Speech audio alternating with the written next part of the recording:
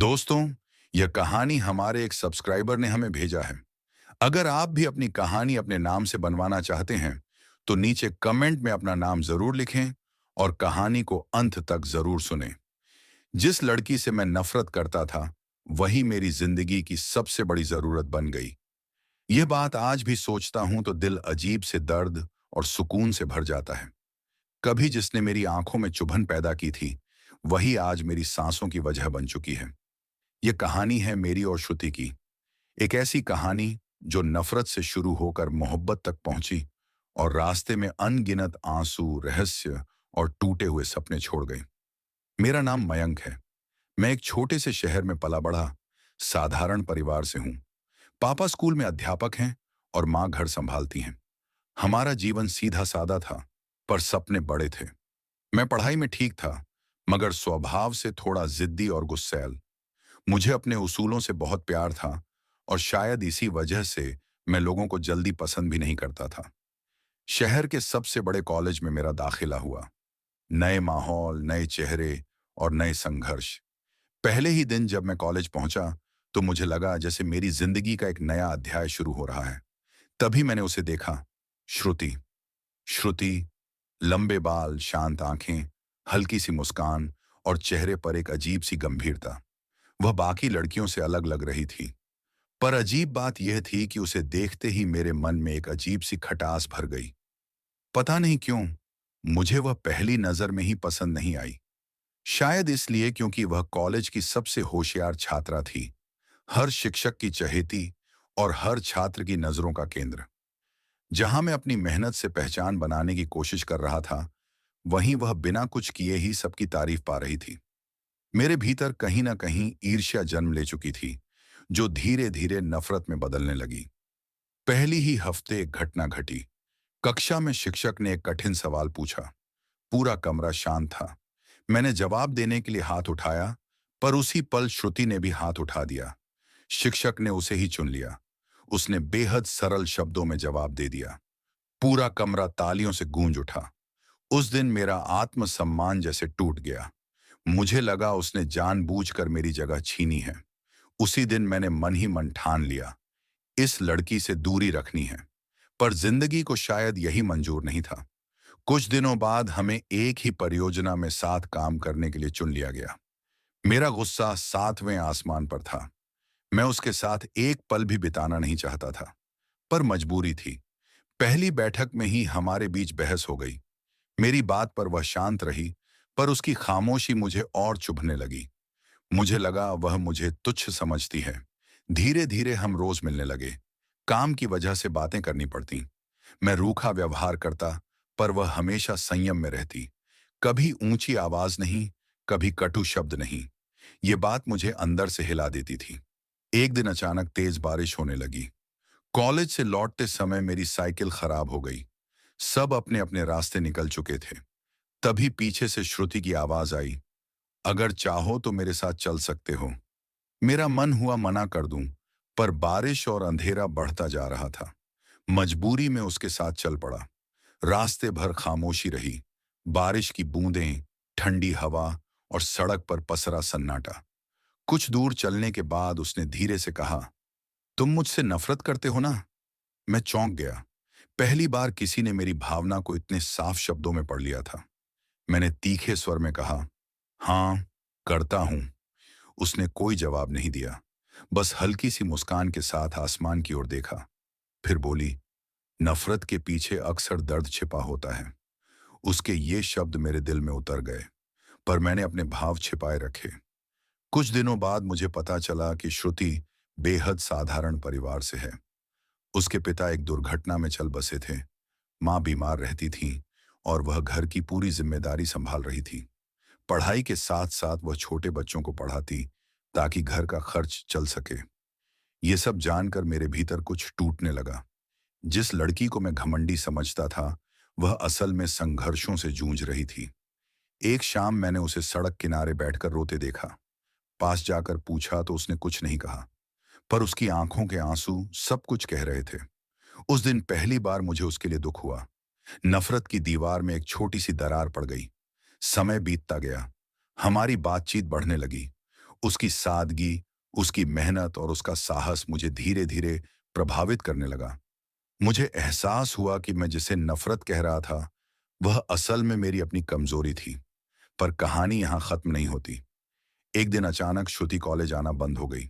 न कोई सूचना, न कोई संदेश। कई दिनों तक उसका कोई पता नहीं चला। मेरा मन बेचैन रहने लगा।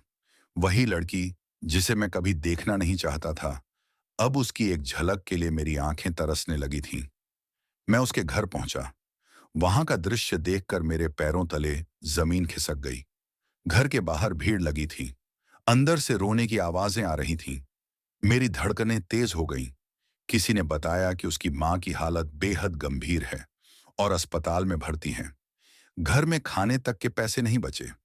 उस पल मुझे महसूस हुआ कि श्रुति सिर्फ एक लड़की नहीं, बल्कि संघर्षों से बनी एक जीवित कहानी है, और मैं उस कहानी का एक छोटा सा हिस्सा बन चुका हूं। उस रात मैं सो नहीं पाया। मन में बस एक ही सवाल गूंजता रहा, क्या मैं उसकी मदद कर पाऊंगा? क्या वह फिर कभी कॉलेज लौटेगी? और क्यों उसकी तकलीफ मुझे अपनी तकलीफ से ज्यादा चुभ रही है? यहीं से मेरी और श्रुति की जिंदगी ने एक नया मोड़ लिया। नफरत की जगह चिंता ने ले ली, और चिंता ने धीरे धीरे गहरे लगाव का रूप धारण कर लिया। पर आगे जो होने वाला था, उसने मेरी सोच, मेरे सपने और मेरी पूरी दुनिया बदल दी। अस्पताल के बाहर खड़ा मैं लगातार दरवाजे की ओर देख रहा था। हर पल ऐसा लग रहा था जैसे समय थम गया हो। मन में डर था कि कहीं बहुत देर ना हो जाए। थोड़ी देर बाद श्रुति बाहर आई। उसकी आंखें सूजी हुई थीं, चेहरा पीला पड़ चुका था। मुझे देखते ही वह कुछ पल ठिठकी, फिर चुपचाप बेंच पर बैठ गई। मैं उसके पास गया, पर शब्द नहीं मिल रहे थे। बस इतना ही कह सका, कैसी हैं आंटी? उसने धीमी आवाज में कहा। डॉक्टर कह रहे हैं कि हालत नाजुक है, इलाज महंगा है, और हमारे पास पैसे नहीं हैं। उसकी आवाज कांप रही थी। वह खुद को संभालने की कोशिश कर रही थी, पर आंसू उसकी आंखों से बह ही पड़े। उस पल मुझे एहसास हुआ कि असली दर्द क्या होता है। मैंने धीरे से कहा, चिंता मत करो, कुछ न कुछ रास्ता निकल आएगा। पर अंदर ही अंदर मैं जानता था कि रास्ता इतना आसान नहीं होगा। अगले कुछ दिनों में मैंने अपने दोस्तों से मदद मांगी, अपनी बचत के पैसे लगाए, और यहां तक कि अपनी साइकिल बेच दी। जो भी हो सका, मैंने किया। जब मैंने ये बातें श्रुति को बताईं, तो उसकी आंखों में कृतज्ञता और शर्म एक साथ झलक उठी। उसने कहा, मयंक, मैं तुम्हारा ये एहसान कभी नहीं भूलूंगी। मैंने पहली बार उसे उसके नाम से पुकारा था। उसके होंठ हल्के से कांपे। उस पल हमारे बीच कुछ बदल गया। पर संघर्ष यहीं खत्म नहीं हुआ। इलाज लंबा चला, खर्च बढ़ता गया। मैं पढ़ाई और काम के बीच जूझने लगा। कई बार थक कर गिर पड़ता, पर फिर श्रुति का चेहरा याद आता और मैं फिर खड़ा हो जाता। धीरे धीरे हम एक दूसरे के सहारे बनने लगे। वह मुझे अपने दुख सुनाती, मैं उसे अपने सपने। हम दोनों अपने टूटे हुए हिस्सों को एक दूसरे में जोड़ने की कोशिश कर रहे थे। इसी बीच कॉलेज में अफवाहें फैलने लगीं। लोग तरह तरह की बातें करने लगे। कुछ कहते हम दिखावा कर रहे हैं, कुछ कहते हम ध्यान भटका रहे हैं। मुझे इन बातों से फर्क नहीं पड़ता था, पर श्रुति बहुत संवेदनशील थी। एक दिन उसने कहा, मयंक, हमें थोड़ा दूर रहना चाहिए, लोग गलत समझ रहे हैं। मैंने हैरानी से उसकी ओर देखा। दिल में दर्द उठा। मैंने कहा, क्या तुम्हें भी ऐसा लगता है? वह कुछ पल चुप रही, फिर बोली, नहीं, पर समाज का डर बहुत बड़ा होता है। उसकी बात सही थी, पर दिल नहीं मान रहा था। पहली बार मुझे महसूस हुआ कि रिश्ते सिर्फ दो लोगों से नहीं बनते, उनके साथ पूरा समाज जुड़ा होता है। धीरे धीरे हमारे बीच एक अनकहा तनाव रहने लगा। बातें कम हो गईं, मुस्कान कहीं खो गई। हम पास होकर भी दूर होते जा रहे थे। इसी दौरान एक और सच्चाई सामने आई। एक दिन कॉलेज के प्राचार्य ने मुझे अपने कार्यालय में बुलाया। उन्होंने बताया कि श्रुति की पढ़ाई पर खतरा मंडरा रहा है, क्योंकि उसकी फीस कई महीनों से जमा नहीं हुई थी। अगर जल्दी व्यवस्था न हुई तो उसका नाम काट दिया जाएगा। यह सुनकर मेरे पैरों तले जमीन खिसक गई। मैंने किसी तरह घर जाकर अपने माता पिता से बात की। पापा ने बिना देर किए कहा, बेटा, अगर किसी की जिंदगी संवर सकती है तो थोड़ी परेशानी कोई बड़ी बात नहीं। उनके शब्दों ने मेरी आंखें नम कर दी। उसी दिन फीस जमा कर दी गई। जब श्रुति को यह पता चला तो वह रो पड़ी। उसने मेरे हाथ पकड़कर कहा, मयंक, तुम मेरी जिंदगी क्यों संवार रहे हो? मैंने धीरे से कहा, शायद इसीलिए क्योंकि तुम्हारी जिंदगी अब मेरी जिंदगी से जुड़ चुकी है। उस पल हमारे दिलों के बीच की दीवार पूरी तरह गिर गई, पर किस्मत को शायद अभी और इम्तिहान लेने थे। कुछ ही दिनों बाद उसकी मां की तबीयत फिर बिगड़ गई। डॉक्टरों ने कहा कि अब इलाज के लिए बड़े शहर ले जाना पड़ेगा। खर्च बहुत ज्यादा था। हमारे सारे संसाधन खत्म हो चुके थे। श्रुति टूट चुकी थी। वह खुद को दोष देने लगी। कहने लगी कि उसकी वजह से सब परेशान हो रहे हैं। उसने पढ़ाई छोड़ने और काम करने का फैसला कर लिया। मैंने उसे बहुत समझाया, पर वह जिद पर अड़ी रही। इसी बीच एक अजनबी व्यक्ति हमारे सामने आया। उसने खुद को श्रुति का दूर का रिश्तेदार बताया और कहा कि वह इलाज का पूरा खर्च उठाएगा, लेकिन बदले में श्रुति को उसके साथ शहर से बाहर जाना होगा। मुझे उस आदमी की आंखों में कुछ अजीब सा दिखा। मन में शक पैदा हुआ, पर श्रुति मजबूरी में हामी भरने को तैयार थी। मैंने उसे रोका, कहा कि यह रास्ता सही नहीं है, पर वह बोली, मेरी मां की जान इससे जुड़ी है। उस रात मैंने पहली बार खुद को पूरी तरह असहाय महसूस किया। सुबह जब मैं उसके घर पहुंचा, तो पता चला कि वह जा चुकी है। बिना बताए, बिना अलविदा कहे। मेरा दिल जैसे किसी ने मुट्ठी में कसकर पकड़ लिया हो। मैं समझ नहीं पा रहा था कि यह दूरी कुछ दिनों की है या हमेशा की। पर मुझे यह अंदाजा नहीं था कि उसके जाने के पीछे एक ऐसा रहस्य छिपा है जो मेरी पूरी सोच बदल देगा। श्रुति के अचानक चले जाने के बाद मेरी जिंदगी जैसे थम सी गई थी। न पढ़ाई में मन लगता, न किसी से बात करने का दिल करता। हर जगह बस उसी का चेहरा दिखाई देता। जिस लड़की से मैं कभी नफरत करता था, वही अब मेरी सांसों की सबसे बड़ी वजह बन चुकी थी।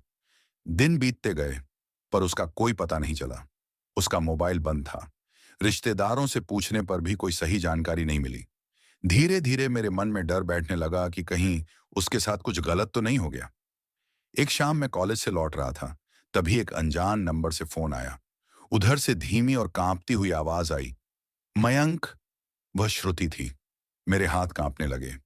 दिल इतनी तेज धड़क रहा था कि सांस लेना मुश्किल हो गया।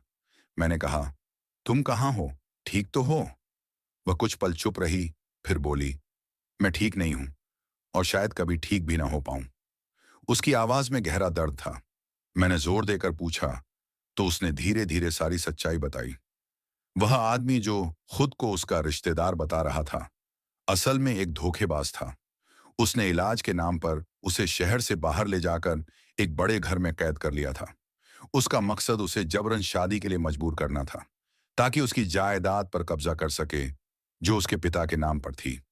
ये सुनते ही मेरे शरीर में जैसे आग लग गई। मैं समझ गया कि वह कितने बड़े खतरे में है। मैंने तुरंत पुलिस में शिकायत की, अपने दोस्तों को साथ लिया और उसके बताए पते की ओर निकल पड़ा। रास्ता लंबा था, रात अंधेरी थी और दिल डर से भरा हुआ था, पर कदम पीछे हटने को तैयार नहीं थे। जब हम उस घर पहुंचे, तो दरवाजा अंदर से बंद था। काफी देर तक कोई हलचल नहीं हुई। तभी अंदर से किसी चीज के गिरने की आवाज आई। हमने दरवाजा तोड़ा और अंदर घुस गए। जो दृश्य मैंने देखा, उसने मेरी आत्मा को हिला दिया। श्रुति जमीन पर बैठी थी, हाथों में बंधन, आंखों में डर और चेहरे पर चोट के निशान। वह मुझे देखते ही रो पड़ी। मैं दौड़कर उसके पास गया और उसे अपनी बाहों में भर लिया। पुलिस ने उस आदमी को पकड़ लिया। सब कुछ खत्म हुआ, पर मेरे भीतर एक नई पीड़ा जन्म ले चुकी थी। मैंने समझ लिया था कि दुनिया कितनी निर्दयी हो सकती है और इंसान कितना कमजोर। श्रुति की मां को समय पर इलाज मिल गया। उनकी हालत धीरे धीरे सुधरने लगी। यह सब किसी चमत्कार से कम नहीं था। कुछ हफ्तों बाद श्रुति कॉलेज लौटी। पहले जैसी मुस्कान अब उसके चेहरे पर नहीं थी, पर उसकी आंखों में एक नई मजबूती थी। वह अब पहले से ज्यादा परिपक्व लगने लगी थी। एक दिन कॉलेज की छत पर खड़े होकर उसने मुझसे कहा, मयंक, अगर तुम उस दिन मेरे लिए ना आते, तो शायद मैं आज यहां ना होती। मैंने उसकी ओर देखा और कहा, तुम्हें कुछ नहीं होगा जब तक मैं जिंदा हूं। उसकी आंखों में आंसू आ गए। उसने पहली बार मेरा हाथ थामा। उस स्पर्श में इतना अपनापन था कि मेरी सारी थकान मिट गई। पर कहानी का असली मोड़ अभी बाकी था। कुछ दिनों बाद डॉक्टर ने बताया कि श्रुति की मां को एक गंभीर बीमारी है, जिसका इलाज बहुत महंगा और लंबा है। सुनते ही हम दोनों चुप हो गए। श्रुति ने उसी पल एक बड़ा फैसला लिया। उसने पढ़ाई के साथ साथ दिन रात काम करने का निश्चय किया। मैं भी उसके साथ खड़ा रहा। हमने छोटे छोटे काम किए, बच्चों को पढ़ाया, ट्यूशन लिया और हर संभव कोशिश की। हमारे रिश्ते ने अब एक नई कसौटी पर कदम रखा था, त्याग और समर्पण की कसौटी। समय बीतता गया, कठिनाइयां कम नहीं हुई, पर हमारे हौसले मजबूत होते गए। एक दिन अचानक कॉलेज में घोषणा हुई कि श्रुति को उसकी मेहनत और संघर्ष के लिए एक विशेष छात्रवृत्ति दी जाएगी, जिससे उसकी पढ़ाई और मां का इलाज दोनों संभव हो पाएगा। ये खबर सुनकर हम दोनों फूट फूट कर रो पड़े। ये हमारी जिंदगी का सबसे बड़ा मोड़ था। उस दिन मुझे एहसास हुआ कि ईश्वर हर किसी की परीक्षा लेता है, पर अंत में रास्ता जरूर दिखाता है। पर अभी हमारी कहानी का आखिरी अध्याय बाकी था, जो न सिर्फ हमारी जिंदगी बदलेगा, बल्कि समाज को भी एक नया संदेश देगा। समय अपनी गति से आगे बढ़ता रहा। संघर्षों से जूझते हुए हमने एक दूसरे का हाथ थामे रखा। श्रुति की मां का इलाज धीरे धीरे सफल होने लगा। उनकी सेहत में सुधार देखकर हमारे दिलों में फिर से उम्मीद की किरण जगी। श्रुति अब पहले से कहीं ज्यादा मजबूत बन चुकी थी। उसकी आंखों में डर की जगह आत्मविश्वास था। पढ़ाई में वह फिर से अव्वल आने लगी। उसकी मेहनत रंग ला रही थी। कॉलेज के शिक्षक और छात्र सभी उसके संघर्ष की मिसाल देने लगे थे। मैं भी अपनी पढ़ाई पूरी करने के साथ साथ काम करता रहा। हम दोनों ने तय किया कि जब तक अपने पैरों पर खड़े नहीं हो जाते, तब तक किसी भी तरह का भावुक फैसला नहीं लेंगे। हम चाहते थे कि हमारा रिश्ता मजबूरी नहीं, बल्कि आत्मसम्मान और बराबरी की नींव पर खड़ा हो। एक दिन श्रुति ने मुझसे कहा, मयंक, मुझे तुमसे कुछ कहना है। मैंने उसकी आंखों में देखा। वहां एक अजीब सी चमक थी। उसने धीमी आवाज में कहा, जिस दिन तुमने मेरे लिए अपनी साइकिल बेची थी, उसी दिन मुझे एहसास हो गया था कि तुम मेरे लिए सिर्फ एक दोस्त नहीं हो। मेरे दिल की धड़कन तेज हो गई। मैंने कहा, और मुझे उसी दिन समझ आ गया था कि जिससे मैं नफरत करता था, वही मेरी जिंदगी की सबसे बड़ी जरूरत बन गई है। हम दोनों मुस्कुरा दी। उस मुस्कान में अनगिनत आंसू, अनगिनत रातों की बेचैनी और अनगिनत अधूरे सपने छिपे थे। कुछ समय बाद श्रुति की मां पूरी तरह स्वस्थ हो गईं। उन्होंने हमारा हाथ पकड़कर कहा, बेटा, तुम दोनों ने एक दूसरे के लिए जो किया है, वही सच्चा रिश्ता होता है। उनके शब्द हमारे लिए आशीर्वाद बन गए। कॉलेज की पढ़ाई पूरी होते ही मुझे अच्छी नौकरी मिल गई। श्रुति ने भी छात्रवृत्ति के सहारे आगे की पढ़ाई शुरू कर दी। हमारी जिंदगी अब धीरे धीरे स्थिर होने लगी थी। समाज जो कभी हमारे बारे में तरह तरह की बातें करता था, अब हमारी मिसाल देने लगा। लोग कहते, देखो, सच्चा प्यार और मेहनत मिल जाए तो हर मुश्किल आसान हो जाती है। कुछ साल बाद सादगी से भरे एक छोटे से समारोह में हमने एक दूसरे का हाथ थामा। ना कोई दिखावा, ना कोई शोर, बस परिवार की दुआएं और दिलों की सच्ची खुशी। उस दिन मुझे अपने जीवन का असली अर्थ समझ आया। नफरत से शुरू हुआ यह रिश्ता प्रेम, त्याग और विश्वास की सबसे खूबसूरत कहानी बन चुका था। आज जब पीछे मुड़कर देखता हूं, तो लगता है कि अगर श्रुति मेरी जिंदगी में ना आती, तो शायद मैं कभी खुद को नहीं पहचान पाता। उसने मुझे इंसान बनना सिखाया, दर्द की कीमत समझाई और प्रेम की गहराई दिखाई। इस कहानी से बस यही संदेश देना चाहता हूं कि हालात चाहे जैसे भी हों, अगर नीयत साफ हो और मेहनत सच्ची हो, तो जिंदगी जरूर रास्ता दिखाती है। किसी को उसके हालात से मत आंको, क्योंकि हर इंसान के भीतर एक अनकही कहानी छिपी होती है। और हाँ, कभी कभी जिससे हम सबसे ज्यादा नफरत करते हैं, वही हमारी जिंदगी की सबसे बड़ी जरूरत बन जाता है।